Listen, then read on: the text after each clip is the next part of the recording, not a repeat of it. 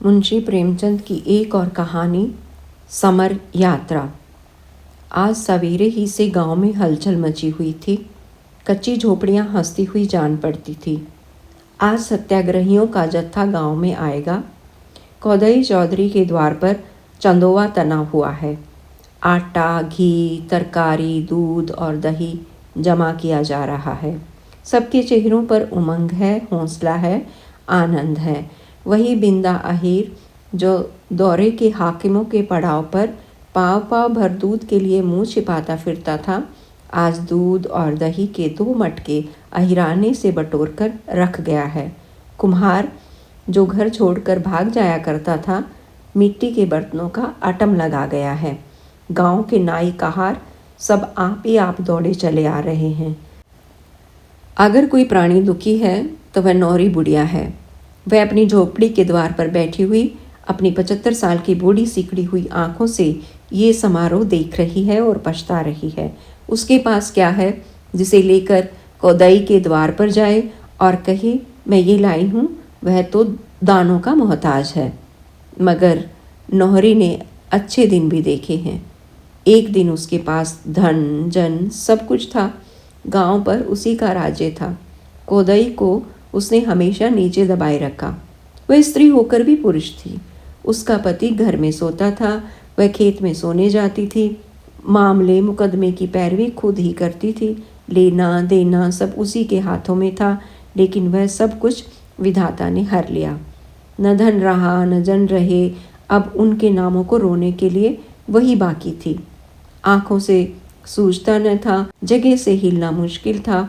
किसी तरह जिंदगी के दिन पूरे कर रही थी और उधर कौदई के भाग उदय हो गए थे। अब चारों ओर से कौदई की पूछ थी, पहुँच थी। आज जलसा भी कौदई के द्वार पर हो रहा है। नौहरी को अब कौन पूछेगा? ये सोचकर उसका मनस्वी हृदय मानो किसी पत्थर से कुचल उठा। हाय, मगर भगवान ने उसे इतना अपंग न कर दिया होता तो आज झोपड़ी को लीपती, द्वार पर बाजे बजवाती, कढ़ाव चढ़ा देती, पूड़ियाँ बनवाती और जब लोग खा चुकते तो अंजलि भर रुपए उनकी भेंट कर देती।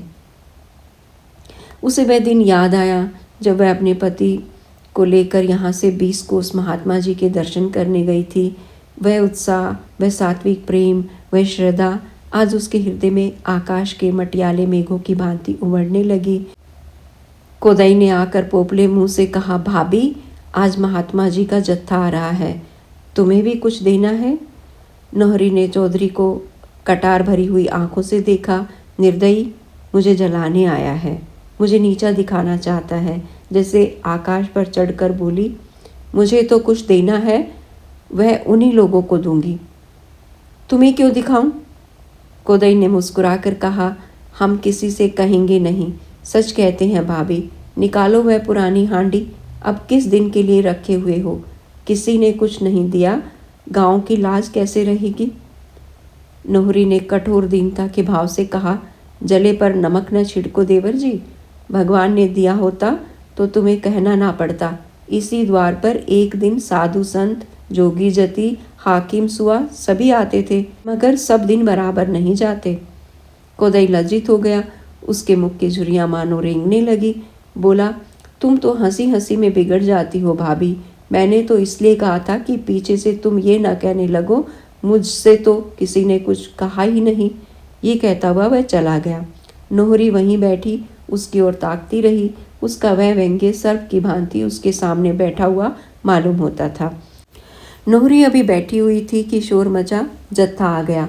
पश्चिम में गर्द उठती नजर आ रही थी, मानो पृथ्वी उन यात्रियों के स्वागत में अपने राजरत्नों की वर्षा कर रही हो।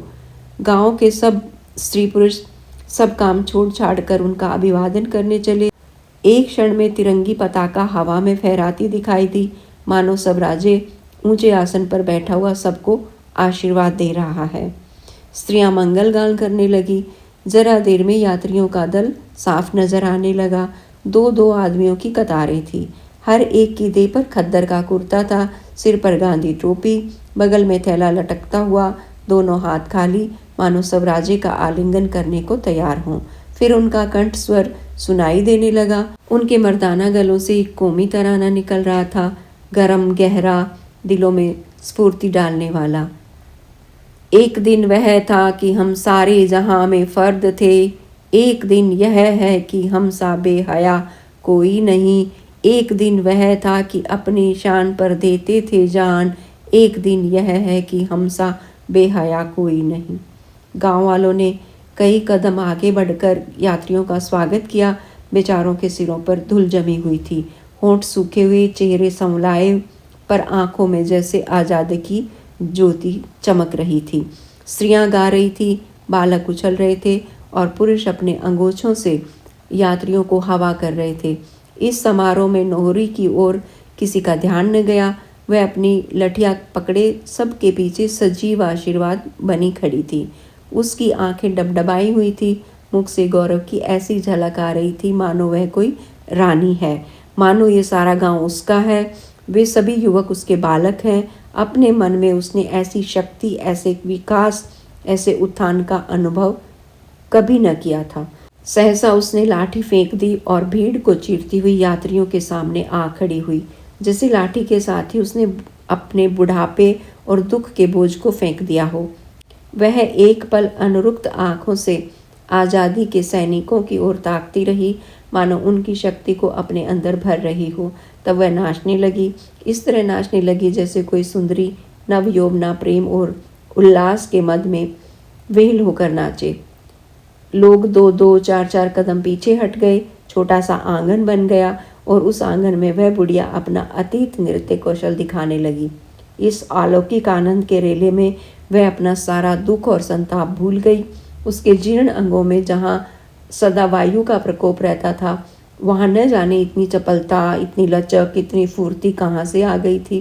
पहले कुछ देर तो लोग मजाक से उसकी ओर ताकते रहे, जैसे बालक बंदर का नाच देखते हैं। फिर अनुराग से इस पावन परवाह ने सभी को मतवाला कर दिया। उन्हें ऐसे जान पड़ा कि सारी प्रकृति एक विराट व्यापक नृत्य की गोद में खेल रही है। कोदई ने कहा, बस करो भाभी, बस करो। नौहरी ने थिरकते हुए कहा, खड़े क्यों हो, आओ ना, जरा देखूं कैसा नाचते हो। कोदई बोले, अब बुढ़ापे में क्या नाचूं। नौहरी ने रुक कर कहा, क्या तुम आज भी बूढ़े हो? मेरा बुढ़ापा तो जैसे भाग गया। इन वीरों को देखकर भी तुम्हारी छाती नहीं फूलती। हमारा ही दुख दर्द हरने के लिए तो इन्होंने ये परन फटाना है। इन्हीं हाथों से हाकिमों की बेगार बजाई है, इन्हीं कानों से उनकी गालियां और घुड़कियां सुनी हैं। अब तो उन जोर जुल्म का नाश होगा। हम और तुम क्या अभी बूढ़े होने जोगे थे? हमें पेट की आग ने जलाया है। बोलो ईमान से, यहाँ इतने आदमी हैं, किसी ने इधर 6 महीने से पेट भर रोटी खाई है? घी किसी को सूंघने को मिला है? कभी नींद भर सोए हो? जिस खेत का लगान 3 रुपए देते थे, अब उसी के 9-10 देते हो। क्या धरती सोना उगलेगी? काम करते करते छाती फट गई। हम ही हैं कि इतना सह कर भी जीते हैं। दूसरा होता तो या तो मार डालता या मर जाता।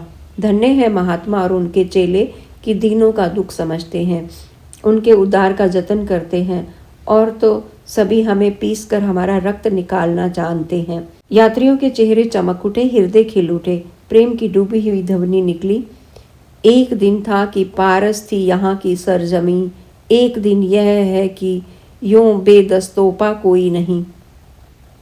कोदई के द्वार पर मशालें जल रही थी। यात्रियों के भोजन कर लेने के बाद सभा शुरू हुई। दल के नायक ने खड़े होकर कहा, भाइयों, आपने आज हम लोगों का जो आदर सत्कार किया, उससे हमें ये आशा हो रही है कि हमारी बेड़ियां जल्द ही कट जाएंगी।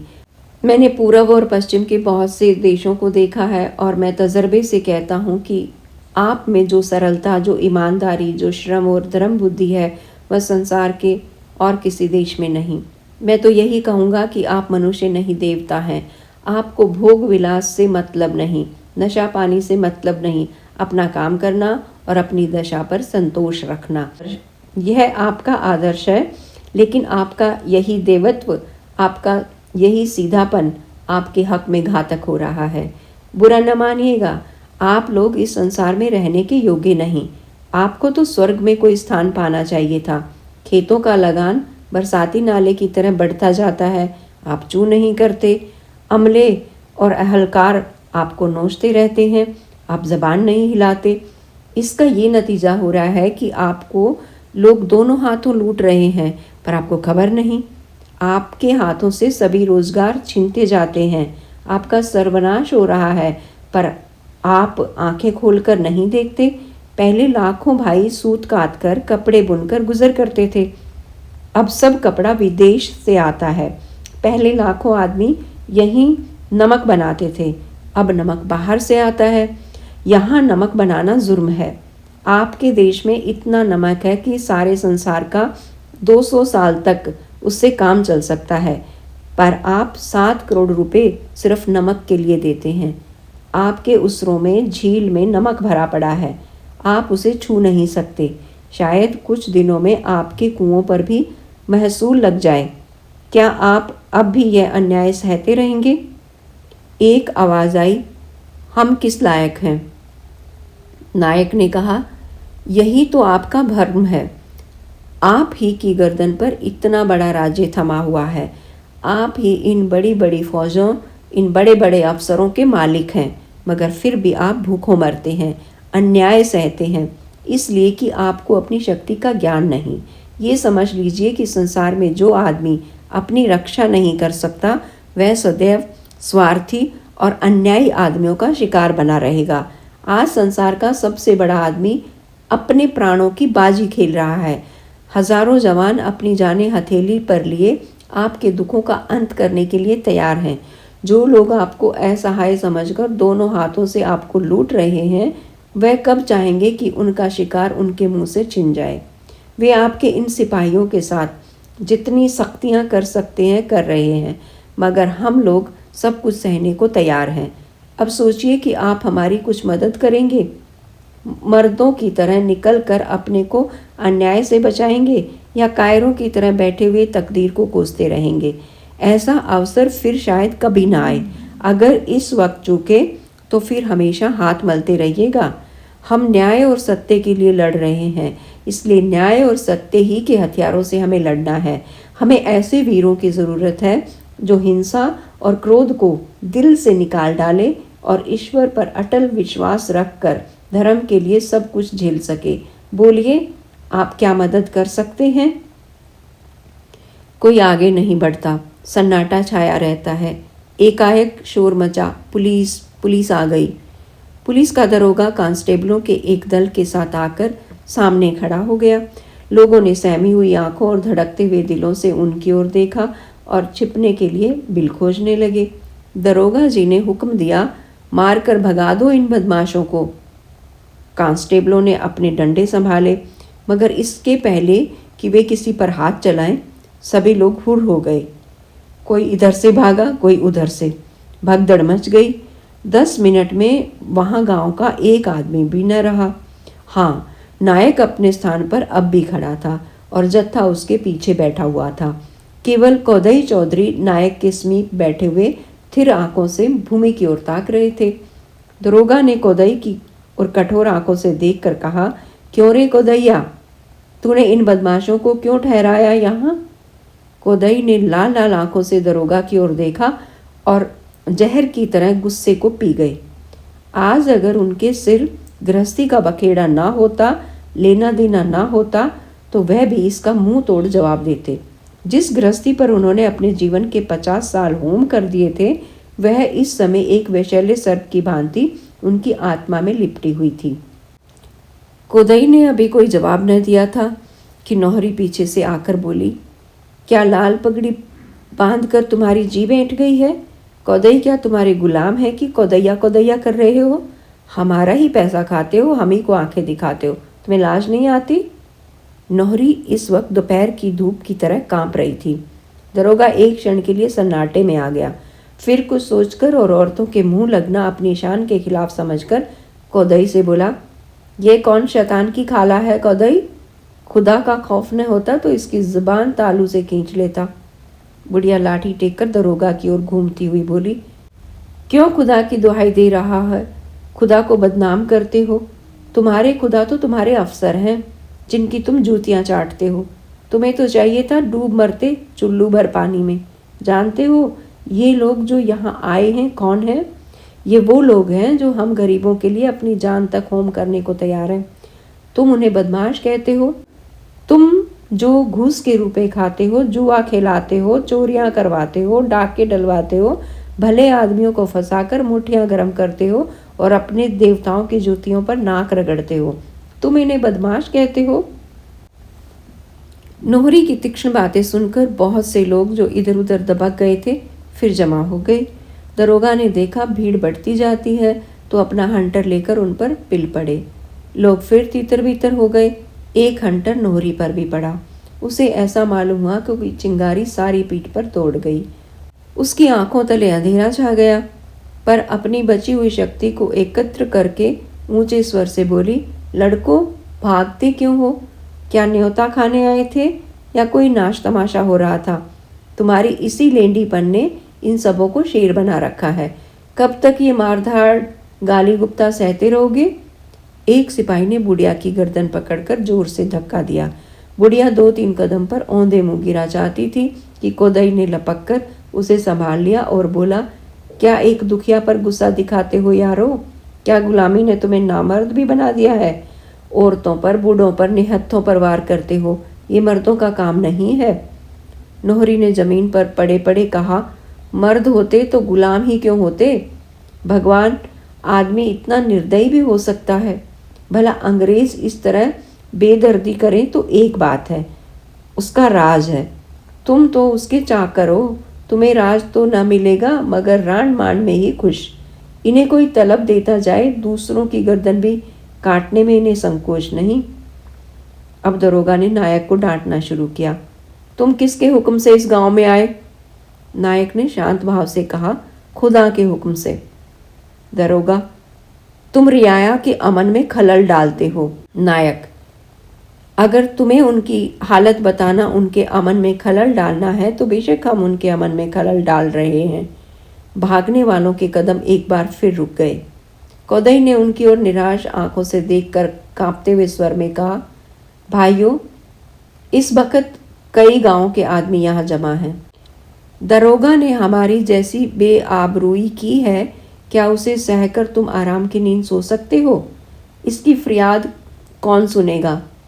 हाकिम लोग क्या हमारी फरियाद सुनेंगे? कभी नहीं। आज अगर हम लोग मार डाल दिए जाएं तो कुछ न होगा। ये हमारी इज्जत और आबरू। थू है ऐसी जिंदगी पर। समूह स्थिर भाव से खड़ा हो गया, जैसे बहता हुआ पानी मेड़ से रुक जाए। भय का धुआं जो लोगों के हृदय पर छा गया था एकाएक हट गया। उनके चेहरे कठोर हो गए।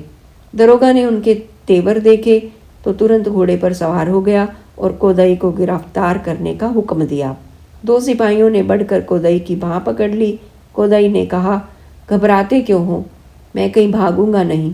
चलो, कहाँ चलते हो? जो ही कोदई दोनों सिपाहियों के साथ चला, उसके दोनों जवान बेटे कई आदमियों के साथ सिपाहियों की ओर लपके कि कोदई को उनके हाथों से छीन ले। सभी आदमी विकट आवेश में आकर पुलिस वालों के चारों ओर जमा हो गए। दरोगा ने कहा, तुम लोग हट जाओ वरना मैं फायर कर दूंगा। समूह ने इस धमकी का जवाब भारत माता की जय से दिया और एकाएक 2-2 कदम और आगे खिसक आए। दरोगा ने देखा अब जान बचती नहीं नजर आती। नम्रता से बोला, नायक साहब, ये लोग फसाद पर आमादा हैं, इसका नतीजा अच्छा ना होगा। नायक ने कहा, नहीं, जब तक हम में एक आदमी यहाँ रहेगा आपके ऊपर कोई हाथ ना उठा सकेगा। आपसे हमारी कोई दुश्मनी नहीं है। हम और आप दोनों एक ही पैरों के तले दबे हुए हैं। ये हमारी बदनसीबी है कि हम आप 2 विरोधी दलों में खड़े हैं। ये कहते हुए नायक ने गांव वालों को समझाया, भाइयों, मैं आपसे कह चुका हूँ, ये न्याय और धर्म की लड़ाई है और हमें न्याय और धर्म के हथियार से ही लड़नी है। हमें अपने भाइयों से नहीं लड़ना है। हमें तो किसी से भी नहीं लड़ना है। दरोगा की जगह कोई अंग्रेज होता तो भी हम उसकी इतनी ही रक्षा करते।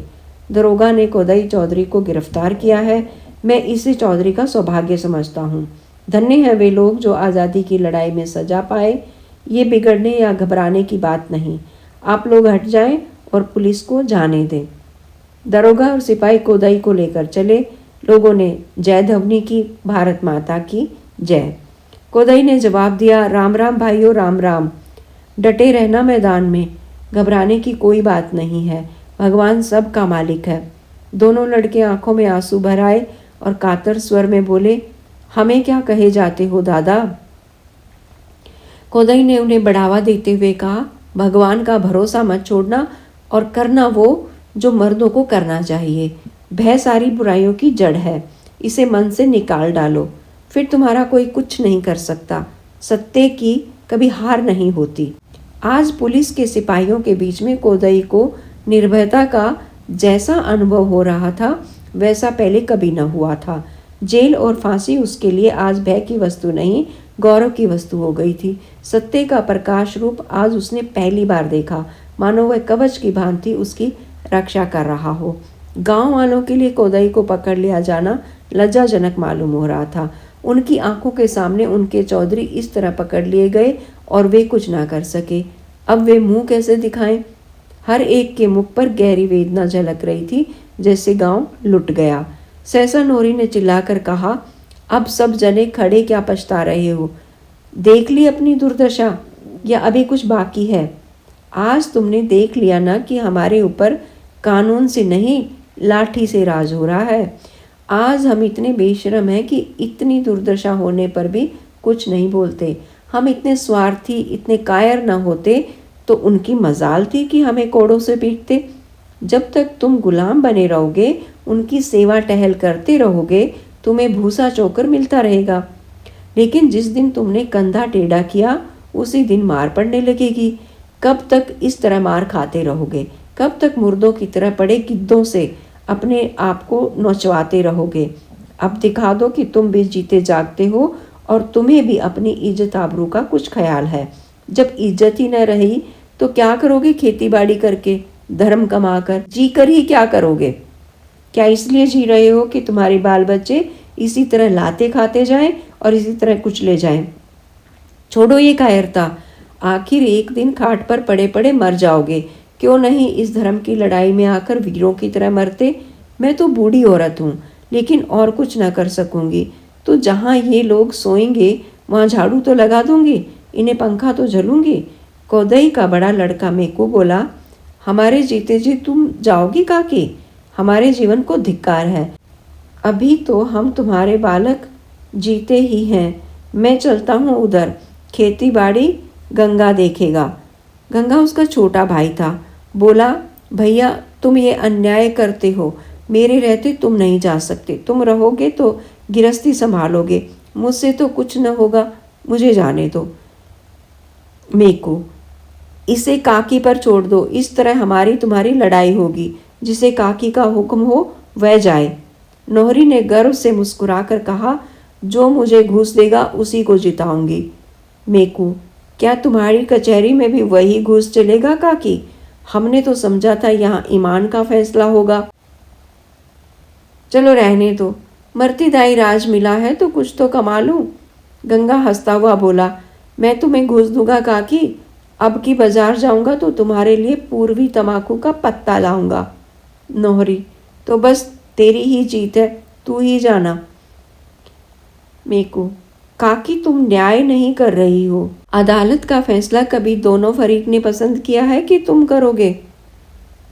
गंगा ने नोहरी के चरण छुए, फिर भाई से गले मिला और बोला, कल दादा को कहला भेजना कि मैं जाता हूँ। एक आदमी ने कहा, मेरा भी नाम लिख लो भाई, सेवाराम। सबने जय घोष किया। सेवाराम आकर नायक के पास खड़ा हो गया। दूसरी आवाज़ आई, मेरा नाम लिख लो भजन सिंह। सबने जय घोष किया। भजन सिंह जाकर नायक के पास खड़ा हो गया। भजन सिंह 10-5 गाँव में पहलवानी के लिए मशहूर था। ये अपनी चौड़ी छाती ताने सिर उठाए नायक के पास खड़ा हुआ तो जैसे मंडप के नीचे एक नए जीवन का उदय हो गया। तुरंत ही तीसरी आवाज़ आई, मेरा नाम लिखो घूरे। ये गांव का चौकीदार था। लोगों ने सिर उठा उठा कर उसे देखा। सहसा किसी को विश्वास न आता था कि घूरे अपना नाम लिखवाएगा। भजन सिंह ने हंसते हुए पूछा, तुम्हें क्या हुआ है घूरे? घूरे ने कहा, मुझे वही हुआ है जो तुम्हें हुआ है। 20 साल तक गुलामी करते करते थक गया। फिर आवाज़ आई, मेरा नाम लिखो काले खां। वह जमींदार का सहना था, बड़ा ही जाबिर और दबंग। फिर लोगों को आश्चर्य हुआ। मेकू बोला, मालूम होता है हमको लूट लूट कर घर भर लिया है। क्यों? काले खां गंभीर स्वर में बोला, क्या जो आदमी भटकता रहे उसे कभी सीधे रास्ते पर ना आने दोगे भाई? अब तक जिसका नमक खाता था उसका हुक्म बजाता था, तुमको लूट लूट कर उसका घर भरता था। अब मालूम हुआ कि मैं बड़े भारी मुगालते में पड़ा हुआ था। तुम सब भाइयों को मैंने बहुत सताया है, अब मुझे माफ़ी दो। पांचों रंगरूट एक दूसरे से लिपटते थे, उछलते थे, चीखते थे, मानो उन्होंने सचमुच स्वराज्य पा लिया हो, और वास्तव में उन्हें स्वराज्य मिल गया था। स्वराज्य चित्त की वृत्ति मात्र है। जो ही पराधीनता का आतंक दिल से निकल गया, आपको स्वराज्य मिल गया। भय ही पराधीनता है, निर्भयता ही स्वराज्य है। व्यवस्था और संगठन तो गौण है। नायक ने उन सेवकों को संबोधित करके कहा, मित्रों, आप आज आज़ादी के सिपाहियों में आ मिले। इस पर मैं आपको बधाई देता हूँ। आपको मालूम है हम किस तरह लड़ाई करने जा रहे हैं। आपके ऊपर तरह तरह की सख्तियाँ की जाएंगी, मगर याद रखिएगा, जिस तरह आज आपने मोह और लोभ का त्याग कर दिया, उसी तरह हिंसा और क्रोध का भी त्याग कीजिएगा। हम धर्म संग्राम में जा रहे हैं। हमें धर्म के रास्ते पर जमा रहना होगा। आप इसके लिए तैयार हैं? पांचों ने एक स्वर में कहा, तैयार हैं। नायक ने आशीर्वाद दिया, ईश्वर आपकी मदद करे। उस सुहावने सुनहले प्रभात में जैसे उमंग घुली हुई थी। समीर के हल्के हल्के झोंकों में, प्रकाश की हल्की हल्की किरणों में उमंग सनी हुई थी। लोग जैसे दीवाने हो गए थे, मानो आज़ादी की देवी उन्हें अपनी ओर बुला रही हो। वही खेत खलियान है, वही बाग बगीचे हैं, वही स्त्री पुरुष हैं, पर आज के प्रभात में जो आशीर्वाद है, जो वरदान है, जो विभूति है, वह और कभी न थी। वही खेत खलियान, बाग बगीचे, स्त्री पुरुष आज एक नई विभूति में रंग गए हैं। सूर्य निकलने के पहले ही कई हजार आदमियों का जमाव हो गया था। जब सत्याग्रहियों का दल निकला तो लोगों की मस्तानी आवाज़ों से आकाश गूंज उठा। नए सैनिकों की विदाई, उनकी रमणियों का कातर धैर्य, माता पिता का आदर गर्व, सैनिकों के परित्याग का दृश्य लोगों को मस्त किए देता था। सहसा नौरी लाठी टेकती हुई आकर खड़ी हो गई। मेकू ने कहा, काकी हमें आशीर्वाद दो। नौरी, मैं तुम्हारे साथ चलती हूँ बेटा। कितना आशीर्वाद लोगे? कई आदमियों ने एक स्वर में कहा, काकी तुम चली जाओगी तो यहाँ कौन रहेगा? नौरी ने शुभ कामना से भरे हुए स्वर में कहा, भैया जाने के तो अब दिन ही हैं। आज न जाऊंगी तो 2-4 महीने बाद जाऊंगी, अभी जाऊंगी तो जीवन सफल हो जाएगा। 2-4 महीने में खाट पर पड़े पड़े जाऊंगी तो मन की आस मन में ही रह जाएगी। इतने बालक हैं, इनकी सेवा से मेरी मुक्कत बन जाएगी। भगवान करे तुम लोगों के सुदिन आए और मैं अपनी ज़िंदगी में तुम्हारा सुख देख लूँ। ये कहते हुए नौरी ने सबको आशीर्वाद दिया और नायक के पास जाकर खड़ी हो गई। लोग खड़े देख रहे थे और जत्था गाता हुआ जाता था। एक दिन वह था कि हम सारे जहां में फर्द थे, एक दिन यह है कि हम सा बेहया कोई नहीं। नौरी के पांव जमीन पर न पड़ते थे, मानो विमान पर बैठी हुई स्वर्ग जा रही हो।